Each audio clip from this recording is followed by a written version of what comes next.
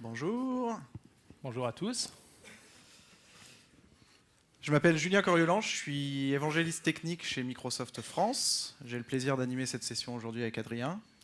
Et donc je m'appelle Adrien, ça tu l'as déjà spoilé. Désolé. Et moi je suis Technical Thought Leader chez Société Générale.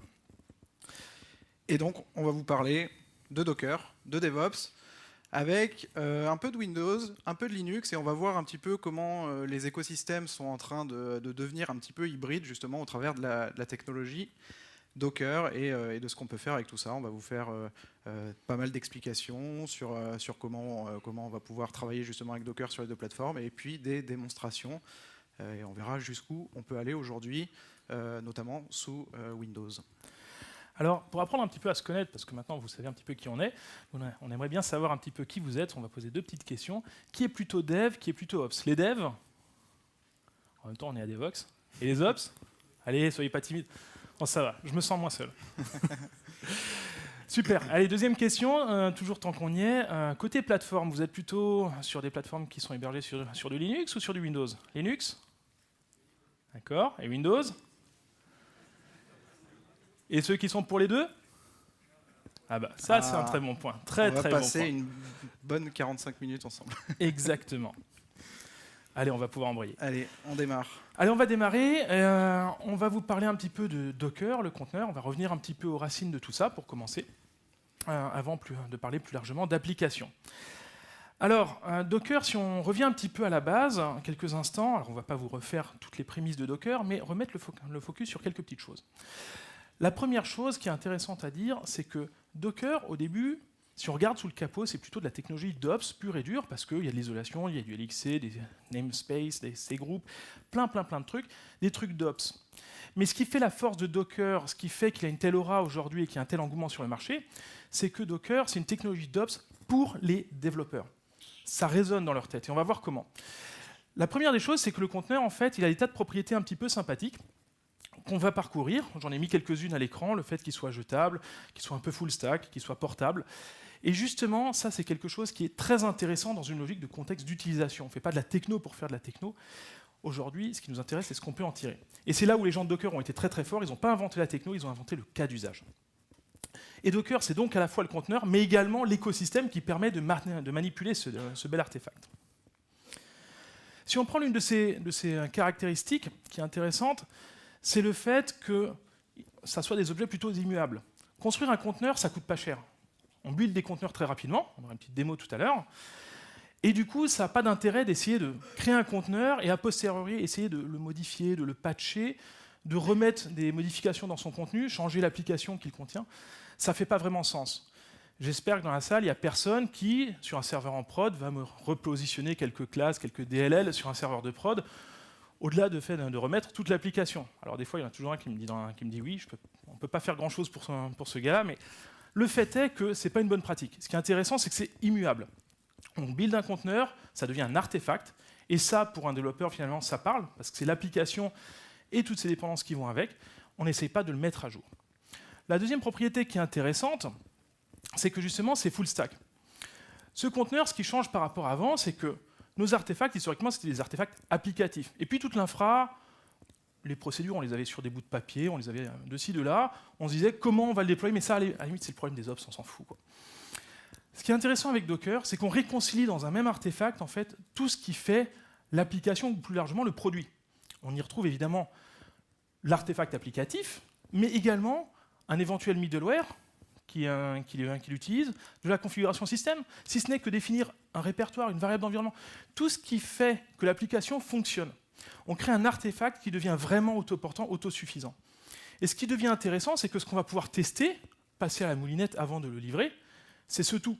C'est un tout qui est composé de l'application et de tout ce qui va avec pour s'assurer que ça marche.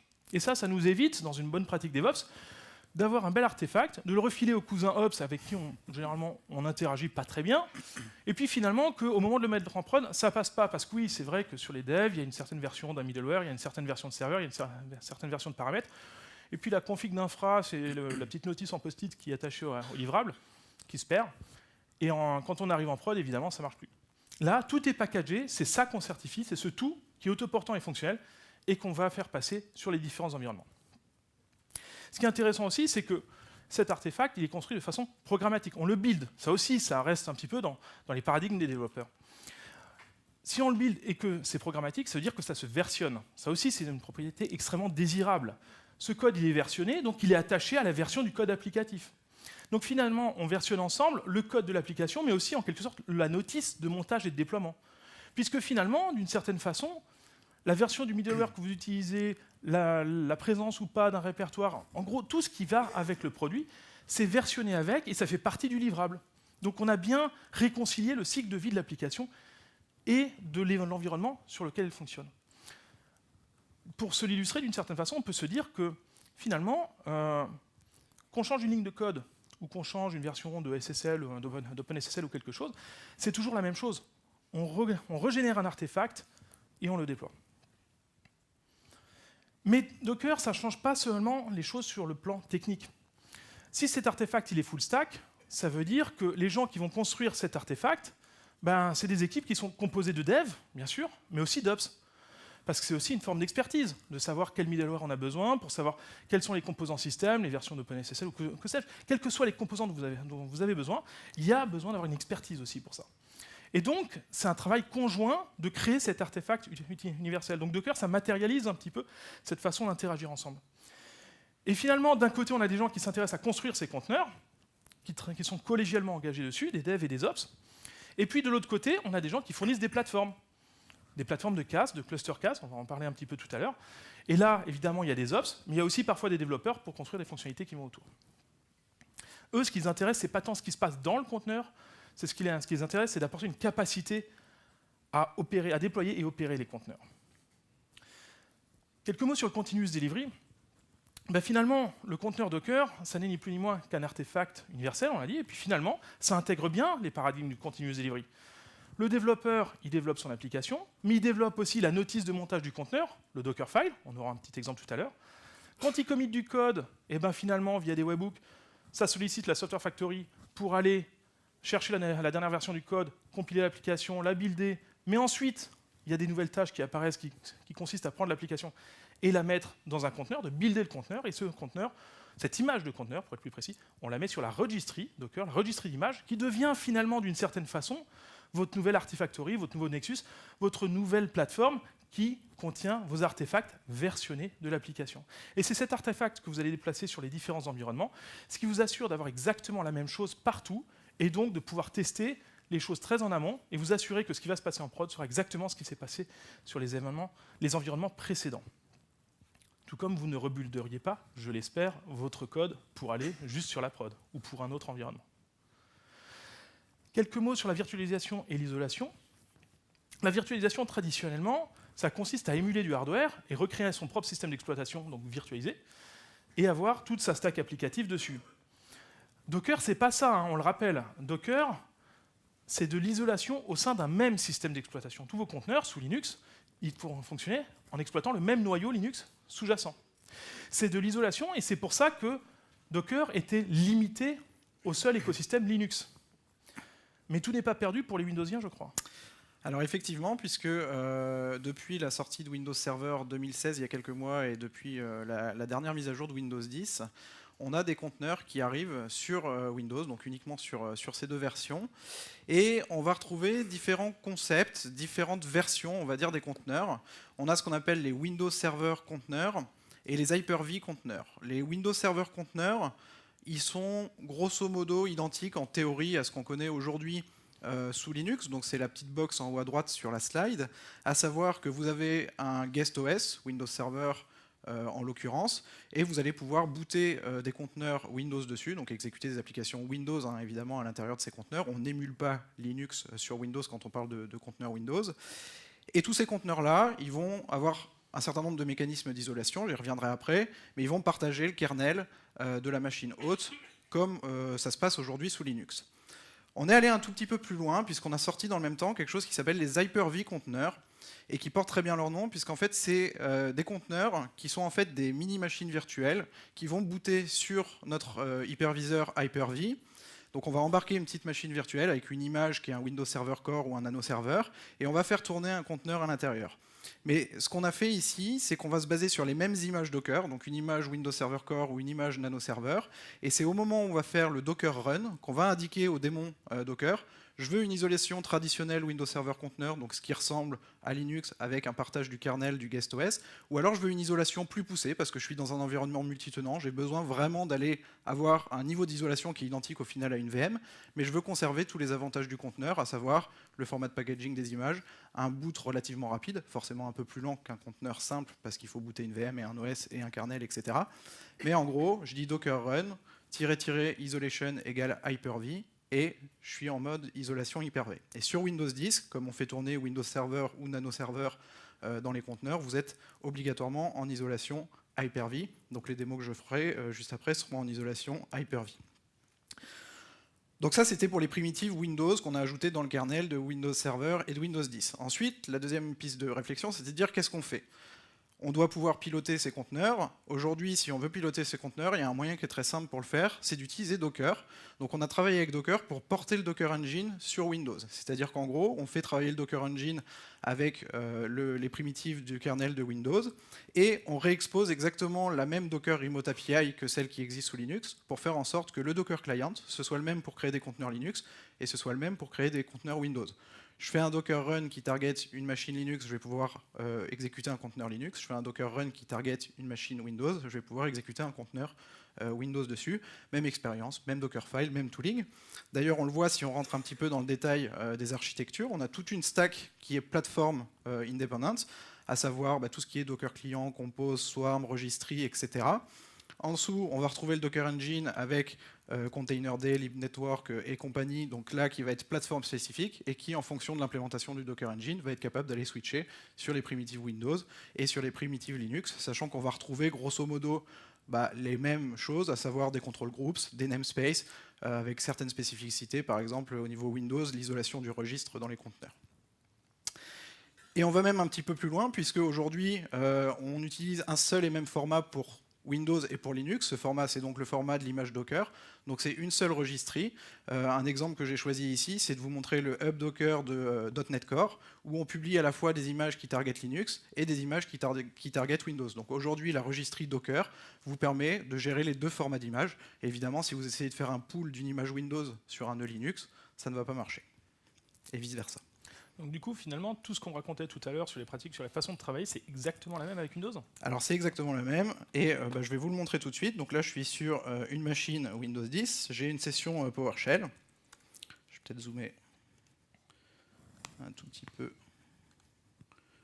histoire que on y voit clair. Tout le monde voit bien ? Ok. Donc ce que je vais faire ici, c'est que je vais faire un Docker version. Donc Docker, on est sur une archi, un client-serveur, donc j'ai le client Docker qui tourne sur ma machine, qui est évidemment archi Windows, mais j'ai aussi le serveur qui est sur archi Windows, donc je suis bien en train de travailler avec des Windows conteneurs. Ensuite, si je vais sur mon desktop, et que je fais un type Dockerfile ici, j'ai un petit Dockerfile, donc pour ceux qui ont déjà fait du Docker sur Linux, vous devez connaître ça. Je pars d'une image de base, alors là c'est pas un Ubuntu, c'est pas un Debian, c'est pas autre chose, c'est une image qui s'appelle Microsoft/Windows Server Core, donc c'est une image qu'on fournit pour pouvoir exécuter des conteneurs Windows. J'expose mon port 80, j'installe IIS à l'intérieur et je mets juste un petit fichier index.html au départ. Ce fichier-là, je vais pouvoir le builder. Donc je vais faire -t devox/IIS. Point. Donc exactement la même syntaxe. Donc là ça va vite puisque je l'ai buildé avant pour ne pas avoir à télécharger online les binaires de 2IS. Mais en gros j'ai exactement la même expérience, je retrouve la notion de cache Docker, de layer, etc.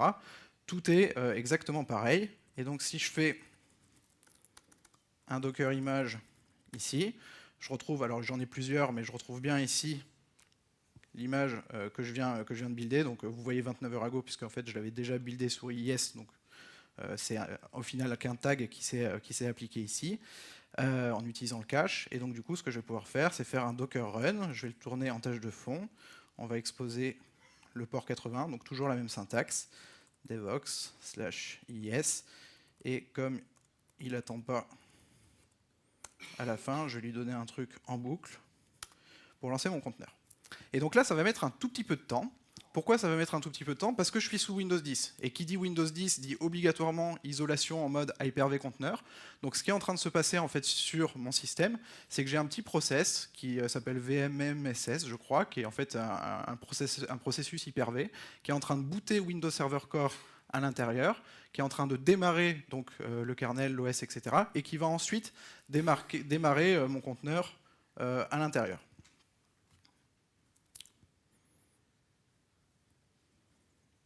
Allez, ça va arriver. Je vais vous montrer ce petit process.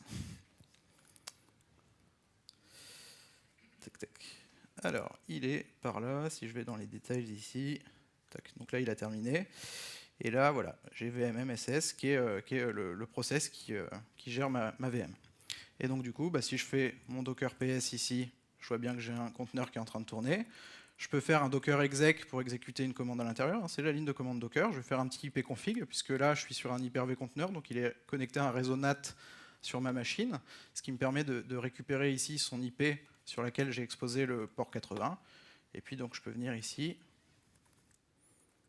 browser ça, et donc je me retrouve bien à l'intérieur de mon conteneur sur mon Hello World, qui correspondait en fait à ce que je vous ai montré tout à l'heure, que j'ai injecté dans l'index.html. Donc voilà, vraiment des mots de base, Docker build, Docker run, Docker exec, etc. etc. J'ai une Docker image, je peux faire un Docker login sur la registry, un pull, un push, tout ça, ça fonctionne exactement de la même manière que sous Linux, même expérience sous Windows. Donc là, j'ai créé mon artefact, c'est bien gentil, mais maintenant, qu'est-ce que j'en fais de cet artefact? Alors, ton artefact, il est bien beau, mais souvent, une application, c'est pas juste un artefact. Ça va un petit peu plus loin. D'autant plus que la tendance aujourd'hui en termes d'architecture logicielle, je vais y arriver, elle est plutôt au microservice. Et qui dit microservice dit cette idée finalement de découper les gros blocs monolithiques. Si vous croyez toujours au monolithe, allez vous faire bâcher un peu par nos amis qui parlaient de legacy code tout à l'heure. Mais l'idée c'est plutôt concrètement d'aller découper tout ça, de le modulariser, de le componentiser en petits atomes qui vont interagir de façon full mesh directement.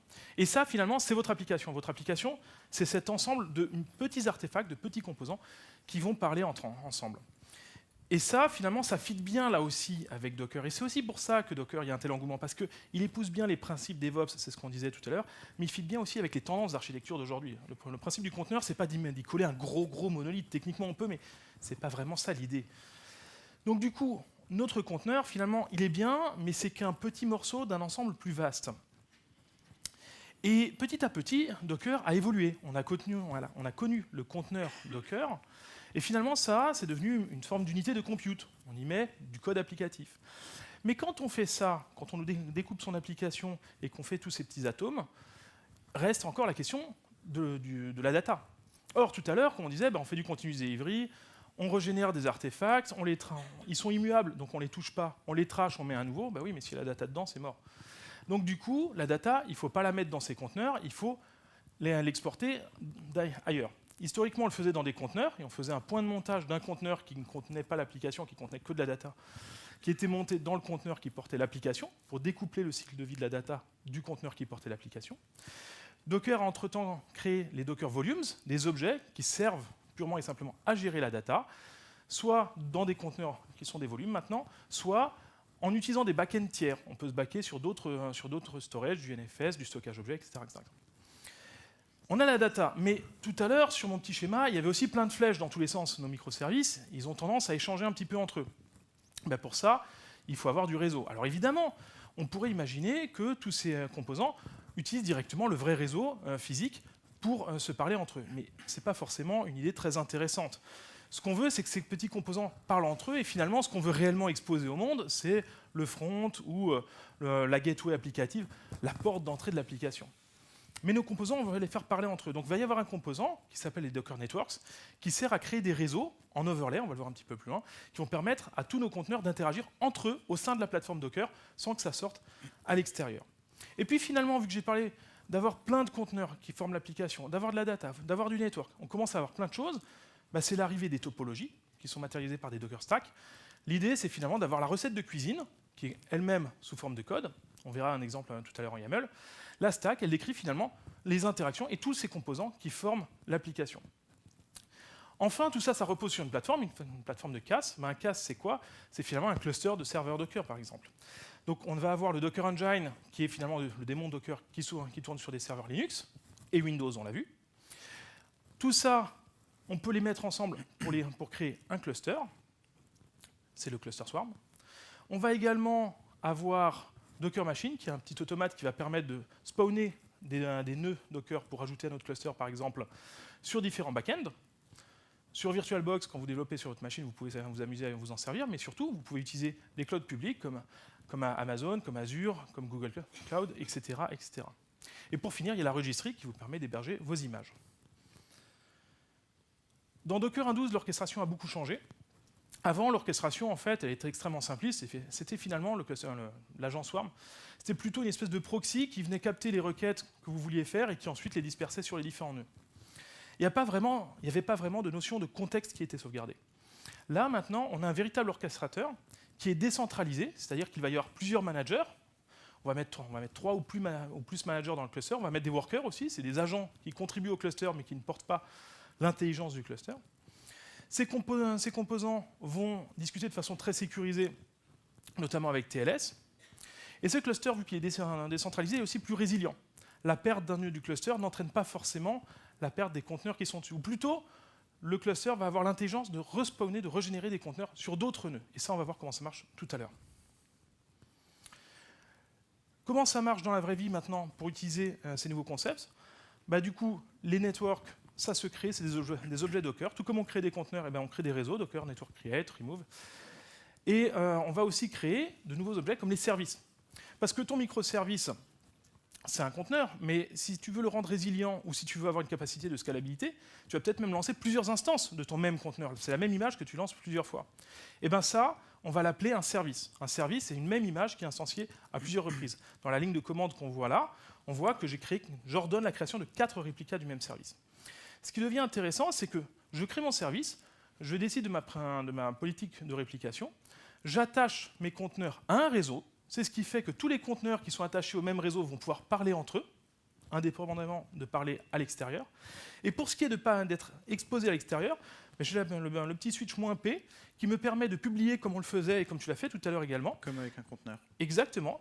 Mais en rajoutant une petite couche d'intelligence qui fait que, finalement, pour une requête qui sera posée sur l'un des nœuds du cluster Docker, en fait, il y a un petit load balancer intégré qui va prendre la requête et ensuite l'envoyer sur l'un des conteneurs, l'un des 4 réplicas qui forment mon service. Ce qui veut dire que si mon load balancer externe au niveau de l'infrastructure tape sur la machine A pour accéder au conteneur qui est sur la machine B, ça marche. Ouais. C'est beau. Exactement. Et puis, dernier point, quand on a des topologies, donc plusieurs services qui doivent parler entre eux, comment on se parle? Dans le temps, il y avait les ESB, cette grande quête des architectes. Aujourd'hui, la tendance est plutôt aux architectures microservices avec du full mesh. Les services, ils se parlent entre eux, ce qui veut dire qu'il faut avoir un annuaire quelque part, un service discovery qui va vous permettre, en fait, à un service donné, d'aller requérir, savoir où se trouve le service dont il a besoin qu'il soit appelé. Et pour ça, en fait, il y a un petit mécanisme, une sorte de DNS dynamique qui est intégré à Docker, ce qui fait que quand je suis dans un conteneur, si mon microservice fait une requête DNS pour connaître finalement l'URL d'un autre microservice qu'il veut appeler, en fait, le nom qu'il va appeler peut correspondre au service au sens Docker. Donc par exemple, là j'ai Docker Service Create My Name microservice 1. Si j'ai un microservice 2 qui appelle par exemple une URL REST qui serait hébergée sur microservice 1, ça peut être HTTP microservice 1 / quelque chose. Et en fait, ça va permettre à ce service appelant de directement tomber sur l'une des instances, l'un des réplicas de mon service. Les stacks, pour terminer. Les stacks, finalement, c'est un petit peu le prolongement de ce qui se faisait au début avec Compose. Avec Compose, il y avait un petit outil que vous mettiez sur votre poste de travail qui pouvait lire un YAML, qui décrivait déjà cette logique de topologie. Qui décrivait, j'ai un conteneur, une instance de conteneur d'image, enfin conteneurisée, d'une certaine forme, une autre, une troisième, éventuellement je déclarais un réseau. Je déclarais tous mes composants. Mais en fait, Docker Compose, c'était un outil client-side. En fait, il exprimait à Docker Swarm, l'ancien Swarm, avant qu'on passe à Swarm Mode, de créer un conteneur, de créer un autre conteneur, etc., etc. Sauf que si un nœud du cluster mourait, le cluster, il ne savait pas quel était le contexte. Il ne savait pas ce qu'on voulait en termes de nombre d'instances de conteneurs. Il ne savait rien du tout, il ne gardait pas le contexte. En fait, c'était Compose côté client qui donnait toute une série d'ordres au cluster qui était très bête. Là, le YAML qui décrit la topologie, on va l'envoyer, notamment avec un Docker Stack Deploy, directement au cluster. On l'envoie en adressant la commande à n'importe quel des managers du cluster. Et de ce fait, c'est le cluster qui directement va décider de démarrer tous les services qui sont référencés dans cette topologie, le réseau, les liens entre eux, etc., etc., etc. Et donc, ce qui fait que si je perds un nœud du cluster, eh ben, les conteneurs qui étaient dessus, qui appartenaient à cette topologie, eh ben, ils seront redémarrés ailleurs, sur un autre nœud, et ils pourront continuer à opérer avec l'application. Et donc, on crée une forme de résilience assez intéressante. Les stacks, c'est des objets dans Docker, donc pareil, on peut les lister, on peut les créer, on peut les supprimer, etc., etc. Et donc, si on se donne un exemple un petit peu visuel en résumé, avant de se faire une démo un petit peu plus sexy que ça, bah là, on a un exemple, alors c'était un WordPress tout simplement, avec 4 conteneurs bleus qui sont finalement des WordPress. Donc, on a un service qui matérialise ces 4 réplicas. À côté, on a un autre service qui décrit une instance de MySQL. Et puis, un overlay network qui a été décrit pour l'application. Donc, finalement, ma topologie, c'est ces 3 choses, en fait, qui sont dans le YAML. Et puis, ça se spawn sur mon cluster. Et on voit tous ces load balancers qui font partie de Docker. En fait, c'est de l'IPVS, donc c'est des load balancers de niveau 4. Attention, il n'y a pas d'affiliation de contexte ou quoi que ce soit. Les requêtes vont être distribuées sur les différents nœuds. Et quel que soit le nœud sur lequel vous allez taper, il va équilibrer la charge sur tous les conteneurs appartenant à ce cluster. Et si je tue le dernier nœud, bah, le conteneur va disparaître, il sera respawné sur l'un des 3 nœuds restants. Bien, et mais ça, c'était sous Linux aussi, uniquement. Ouais. Donc du coup, on s'est dit qu'on allait le faire sous Linux, mais aussi sous Windows. Ouais. Et on va se faire un petit cluster hybride, parce que vous avez sûrement déjà vu un cluster Swarm avec que des nœuds Linux. Donc on va varier les plaisirs. Et on va passer un petit peu en mode hybride. Donc je vais juste faire un petit peu de ménage sur ma machine. Je vais venir là, donc sur la fenêtre de droite à l'écran, vous le voyez écrit en haut à droite, je suis Windows Container. Donc je suis sur mon environnement local, sur mon laptop, où j'ai mes Hyper-V conteneurs. Donc là, c'est le service que j'ai lancé juste avant. Donc je vais juste faire un peu de ménage et je vais aller supprimer 4F, histoire de ne plus rien avoir. OK. Et je vais faire un petit Docker version pour vous remontrer ici ce que je suis en train de faire. Donc vous voyez bien, bon, évidemment le client il est sur ma session PowerShell, c'est du Windows, et le serveur c'est bien une version Windows. Ici, si je fais un Docker machine ls, j'ai booté une petite Moby Linux, là, le boot to Docker que nous fournit Docker, donc j'ai ma VM Moby. Et du coup j'ai mon environnement qui est prêt ici, si je me rappelle bien. Voilà, donc vous regardez quand je fais un Docker version, je tape bien sur cette VM là, je suis sur Linux. Si je fais mon Docker image ici, je vois que j'ai un certain nombre d'images, Ubuntu, Redis et compagnie.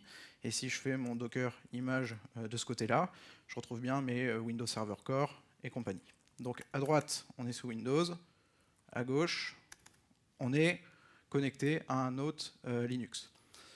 La première chose que je vais faire ici, c'est un Docker Swarm init. Je vais faire ça sous Linux. Le Docker Swarm init, ça va me permettre d'initialiser le cluster Swarm pour créer un master, donc un manager Swarm. Et donc ce qu'il va me dire une fois que c'est fait, il va me dire, bah, c'est bon, je suis passé manager, si tu veux rejoindre des nœuds dans ce cluster-là, utilise la commande suivante avec ce token-là qui lui permettra de s'identifier et derrière qui permettra à Swarm de gérer toute la sécurité dont parlait Adrien tout à l'heure. Donc là, vas-y. Oui, le but, c'est évidemment de ne pas permettre que des nœuds pirates viennent s'incruster dans le cluster, évidemment. C'est ça. Donc là, si je fais un Docker node ls sur mon manager, je vois que j'ai bien qu'un seul nœud qui est ma MobyDoc sous Linux. Donc je vais venir ici et je vais faire un Docker join. Docker swarm join. Je vais venir récupérer ici mon token parce que j'ai pas envie de le taper. Voilà. Je pense que vous m'excuserez. Et je vais venir lui rajouter également, alors c'est pas très pratique en splitter, mais on va y arriver, l'IP du coup du manager, l'IP sur laquelle le manager écoute, donc 192.168.7.243, et le port sur lequel on écoute 2377. Mon nœud a l'air d'avoir rejoint le swarm correctement, on me dit que c'est en temps de worker, du coup je refais un docker node ls, j'ai un swarm hybride Windows Linux. Première étape, Maintenant, je vais aller un petit peu plus loin. Tout à l'heure, sous Windows, j'ai fait un docker run -p8080 de mon image Devox, IIS, etc. pour lancer un conteneur. J'ai plus envie de lancer un conteneur, je veux passer en mode service, puisque sous Swarm, j'ai des services, et donc du coup, le manager va être capable de gérer l'état de ces services, de les relancer si besoin, etc. Et donc du coup, ces ordres-là de création de services, on va les donner toujours au manager. En l'occurrence, ici, uniquement mon nœud Linux est manager, et mon nœud Windows est un worker. Donc je suis obligé de passer complètement sous Linux. Et donc ce que je vais lui dire ici, c'est que je vais faire un docker service create. Je vais enlever mes moufles aussi. Je vais lui donner un nom, je vais l'appeler IIS par exemple. Ensuite, je vais lui donner une image, devox/IIS. Et avant ça, je vais quand même lui dire, je vais te donner une petite contrainte de placement. Et cette contrainte de placement, ça va être node.role égale worker. Alors j'aurais pu enregistrer mon démon Docker avec des labels pour dire je mets des labels Windows, je mets des labels Linux, etc. pour orienter le placement de mes conteneurs. Mais en gros, là, j'utilise un truc simple, c'est que je sais que j'ai un nœud worker qui est sous Windows, je sais que j'ai un nœud manager qui est sous Linux. Donc quand je veux envoyer un conteneur sous Windows, je dis à Swarm, celui-là, tu le places sur un nœud worker pour que je sois sûr qu'il atterrisse sous Windows. Puisque si j'essaye de créer un conteneur de manière arbitraire et que Swarm essaye de le déployer sur Linux, ça ne va pas le faire. Donc je lui dis ça, puis je lui donne exactement la même chose qu'avant. Ping localhost -t docker service create name is. Et donc là, alors il y a une petite erreur, mais c'est juste qu'il n'arrive pas à récupérer un manifeste ou je sais pas quoi. Mais en gros, mon service il a été créé. Si je fais un docker service ls ici, je vois que j'ai bien mon entrée, il s'appelle bien 2IS. Pour l'instant, j'ai 0 réplica sur 1, vous vous souvenez, il est un petit peu long à booter, hein, le conteneur, sous Windows, vu que c'est un Hyper-V conteneur. Et j'utilise bien l'image Devox 2IS. Là, je vois qu'a priori, il a booté, j'ai bien quelque chose qui s'est passé. Donc je vais faire un petit Alt-Tab, et puis je vais repasser sous mes Windows conteneurs. Puis ici, je vais faire un Docker PS, et ce que je vois, c'est que sur mon nœud Windows ici, en ayant fait un Docker Service Create sur le manager Linux, il est venu me déposer un conteneur sur ma machine Windows. Et donc là, je peux faire un docker exec. Je prends l'ID de mon conteneur, F4, et je vais faire un ipconfig. Je récupère l'IP NAT de mon conteneur. Invoke web request sur cette IP. Je suis toujours sur le port 80. Use basic parsing. J'ai bien mon hello world, j'ai bien mon conteneur qui est en train de s'exécuter. Et puis après, je peux faire des trucs marrants, puisque je peux revenir sur Linux, et puis lui dire docker, service, scale, IIS, égale 2. Donc là, il va me dire, toujours pareil, il râle un peu, mais au final, il est content. Docker, service ls. Là, je suis à 1 réplica sur 2, donc c'est là où on commence à voir arriver le scaling de Swarm, où le manager va être capable de dire, finalement, je ne veux plus un conteneur pour ce service, mais j'en veux 2. Et évidemment, là, il va respecter les contraintes que je lui ai données quand j'ai créé le service, donc à savoir qu'il va aller le placer sur le même nœud à ce niveau-là. Donc là, ça va mettre un petit peu de temps toujours pour arriver. Là, si je fais un docker ps, je dois être bloqué. Non, voilà, il vient d'être créé. Et donc, du coup, je me retrouve avec un deuxième conteneur qui exécute mon service. Et puis, je peux revenir sous Linux ici, faire docker service scale IIS égale 1. Et puis du coup, j'ai plus qu'un conteneur qui tourne. Donc on est vraiment sur un cluster avec un manager Swarm qui tourne sous Linux, un worker Swarm qui tourne sur Windows, et donc le manager est capable d'aller piloter la création des conteneurs. Évidemment, je peux aussi créer des conteneurs sous Linux. Sinon, on aurait un problème. Et donc du coup, je te propose d'aller un tout petit peu plus loin que ça, alors sachant que y a plusieurs choses qui ne fonctionnent pas encore. C'est-à-dire que là, on est en train d'arriver avec Windows, mais il y a encore des choses qui ne marchent pas, donc je ne vais pas vous mentir. Typiquement, les routing mesh qu'évoquait Adrien avant, on ne les a pas encore sous Windows. Les routing mesh, c'est les load balancers. Donc c'est les load balancers qui permettent d'aller faire ça. Services. Et en plus de ça, je vous avoue que j'ai un petit peu pété ma stack réseau, donc je ne vais pas pouvoir aller jusqu'au bout. Et dans ce que je vais vous montrer, les conteneurs Windows vont être gérés par la stack Docker. Et par contre, ils ne démarreront pas, puisqu'on a encore un tout petit souci avec l'overlay network, mais on y est vraiment presque. Et donc, du coup, on va passer sur une stack, et je vais vous montrer une petite application qui est relativement simple. On va zoomer un peu, histoire que tout le monde voit. On va pas mettre à jour maintenant. Donc c'est une application, donc ça sert à rien en fait que je vous dise ce qu'il y a derrière cette application, puisque de toute façon je n'arriverai pas à la faire tourner jusqu'au bout, mais en gros c'est un petit chat, je peux envoyer un message, puis ça le met dans un cache Redis. Et donc du coup j'ai un client qui est en ASP.NET, qui tourne sur une image Windows Server Core. Ne te gratte pas. J'ai une API qui est écrite en Go ici, qui est capable de tourner du coup sous Linux ou sur Windows, puisque Go tourne sur les deux. Mais je vais la faire tourner sous Linux. Et j'ai ici un super fichier qui est déjà ouvert, qui est un Docker Compose, mais en version 3, puisque la version 3, c'est celle qui va avec les stacks Docker. Donc la première chose que je dis, c'est que je vais travailler avec un network ici, Simple Chat, que j'ai mis en external, donc il ne faut pas que j'oublie de le créer. Je pourrais le créer implicitement, mais au vu de mes différents tests, quand je le crée avant, ça se passe mieux. Donc, on va revenir, excusez-moi, je me refais un peu de ménage dans ma tête. Hop, donc à gauche, je suis sur Linux, donc je suis sur le manager, Docker Network, create, -d, overlay, puisque je veux créer un overlay network, donc qui est dans le scope du swarm. Et je vais lui donner un nom que je vais appeler Simple Chat. Donc là, il est créé, Docker Network ls, et je retrouve bien mon network ici. Donc le network, c'est fait. Ensuite, je déclare mes services. Donc j'ai un service Redis, qui se base sur l'image Redis 3.2 qui est dans le Docker Hub, qui utilise le network Simple Chat. J'expose sur le port 6379.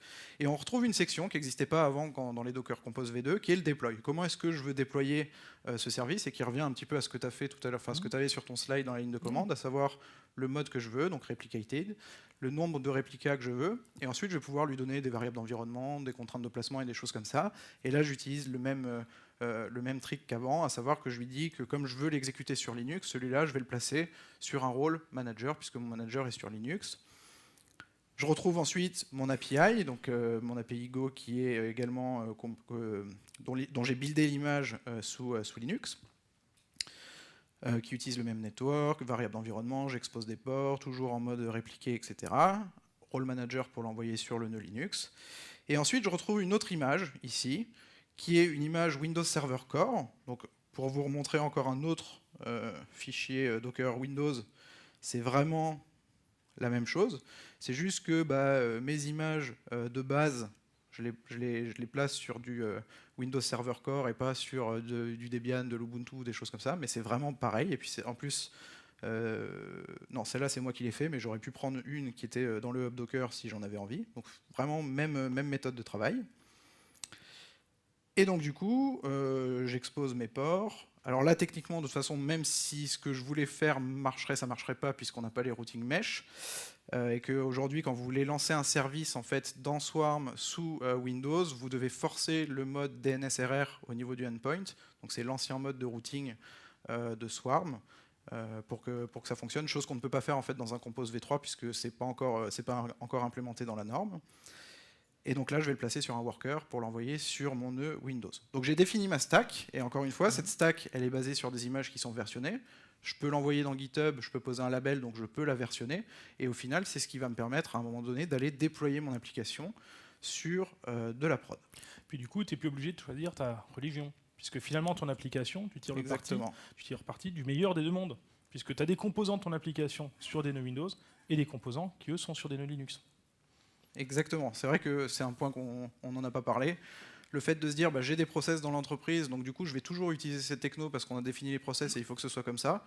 Aujourd'hui, au final, on va avoir les mêmes process, c'est les mêmes Docker files, modulo les images de base, c'est la même Docker registry, c'est le même Docker compose, on va pouvoir mixer les deux. Donc faisons-nous plaisir et utilisons Windows quand c'est mieux d'utiliser Windows, utilisons Linux quand c'est mieux d'utiliser Linux. Et on aura ainsi le meilleur des deux mondes. Donc, je vais aller retrouver ce que j'étais en train de vous montrer. Donc, c'est dans Swarm Mode. Ici, j'ai bien mon docker compose.yaml. Et je suis bien en train de parler à mon manager sous Linux. Donc, ce que je vais pouvoir faire ici, c'est déjà faire un peu de ménage. Docker service ls. Je vais venir supprimer. Donc, c'est un objet traditionnel, comme le disait Adrien. Donc, j'ai un RM dessus. FV pour lui dire je supprime le service. Donc là, au passage, il va me supprimer les conteneurs sur mon nœud Windows. Et puis, je vais passer en mode déploiement un peu plus sympa avec ma stack. Donc Docker stack deploy, -c, je crois, pour lui donner le compose file. Et je vais lui donner un nom à cette stack. Je vais l'appeler Devox, par exemple. Et donc là, ce que je peux voir, c'est qu'il me crée les conteneurs. Donc, il m'a créé la chat API sous Linux, chat client sous Windows, le Redis. Et si je fais un Docker stack ls, je peux voir que j'ai bien ma stack Devox qui a été déployée avec 3 services. Si je fais un Docker service ls, les dieux de la démo n'ont pas été avec moi. Je vois bien que j'ai mes 3 services qui sont déployés. Donc j'en ai 2 qui sont bien up and running. Donc en fait, si je fais un Docker PS ici, vu que je suis sur le manager, je vais voir mon image API Go et mon Redis qui tourne sur le nœud Linux. Et en fait, malheureusement, si je vous montre ce qui s'est passé, si je fais un Docker PS ici, j'ai rien du tout. Donc du coup, on peut essayer d'aller débugger un petit peu pour voir ce qui se passe. Je peux faire un Docker service ls de nouveau, prendre l'ID de mon service, donc qui commence par lf. Donc j'ai un Docker service ps ensuite pour aller voir un petit peu plus d'informations sur ce qui s'est passé derrière. Et là, ce que je peux voir, en fait, c'est que Swarm essaye de le démarrer. Et en fait, comme on a un problème dans l'Hyper-V Network Service, la chaîne S ici, quand j'essaye de l'attaquer sur l'Overlay Network, voilà, on a un tout petit souci. Mais on y est presque, et évidemment, le but, c'est que ça marche au final et qu'on puisse utiliser vraiment ces stacks pour faire du déploiement hybride Windows-Linux. Je pense qu'il est temps de conclure. Ouais. Donc du coup, finalement, qu'est-ce qu'il faut retenir de tout ça? Le premier, c'est que Docker est là et bien là, puisque même Microsoft a reproduit finalement les principes de Docker dans l'écosystème de Windows. C'est ce qu'on a vu tout à l'heure avec des conteneurs Windows qui s'exploitaient, qui se manipulaient exactement de la même façon. Le fait est également que la façon d'interagir avec ces conteneurs Windows est exactement la même entre Windows et Linux. C'est les mêmes commandes, c'est la même CLI, c'est les mêmes automates, les mêmes façons de travailler. Effectivement, donc même façon de travailler aussi bien sous Windows que sur Linux. Donc on le disait, on peut prendre le meilleur des deux mondes en ayant une méthode de travail qui soit unifiée dans l'entreprise et surtout à terme pouvoir vraiment aller en production avec des topologies qui soient totalement hybrides. Donc on est assez d'accord aujourd'hui pour dire que sur le tooling, le format Docker est quand même là bien présent. Aujourd'hui, les nouveaux challenges, ça va être vraiment l'orchestration. Donc là, aujourd'hui, on vous a montré Swarm. Il n'y a pas que Swarm qui existe, il y a aussi Kubernetes, il y a aussi Mesos, il y en a plein d'autres qui existent. Au final, le choix de dire on va utiliser l'un ou l'autre, ou on va avoir une norme pour utiliser plutôt du Docker Compose, plutôt du YAML, de déploiement Kubernetes, etc. Aujourd'hui, il n'y a rien qui est fait. Donc nous, le conseil qu'on peut vous donner, c'est essayez-les tous. Faites-vous votre avis. Voilà, faites-vous votre avis là-dessus. Sachant qu'aujourd'hui, sur le point hybride, vous l'avez vu aujourd'hui avec Swarm, avec Windows et Linux, Kubernetes, Microsoft a aussi contribué au projet open source pour faire en sorte que ça marche. Aujourd'hui, vous pouvez le tester puisque les overlay network n'existent pas en fait sous Kubernetes, donc c'est un petit peu différent. Donc aujourd'hui, le Kubernetes hybride Windows-Linux fonctionne. Donc voilà, et puis on verra ce que l'avenir nous réserve par rapport à ces orchestrateurs. Du coup, il nous reste 1 minute 40 pour prendre une ou deux questions maximum. Et puis de toute façon, si vous avez des questions, on sera dispo juste après. Alors juste avant de prendre les questions, on va prendre une petite question.